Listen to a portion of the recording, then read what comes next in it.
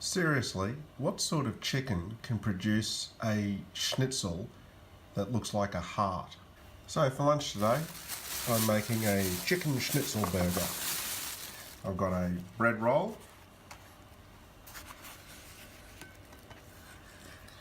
and I'm going to use a bit of avocado instead of butter.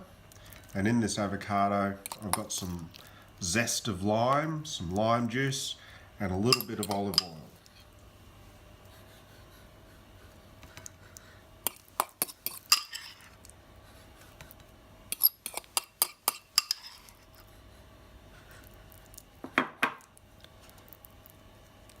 Regular Yummy Lummy readers will know how much I love avocado and how much I love lime. Still find it hard to believe that a chicken can have a schnitzel that looks like a heart.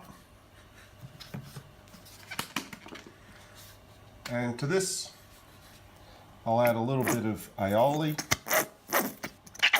Gotta love the squirty noises. And just for a little extra kick, some pickled jalapeno. Excellent. This is going to be fantastic. I'll catch you later. Bye.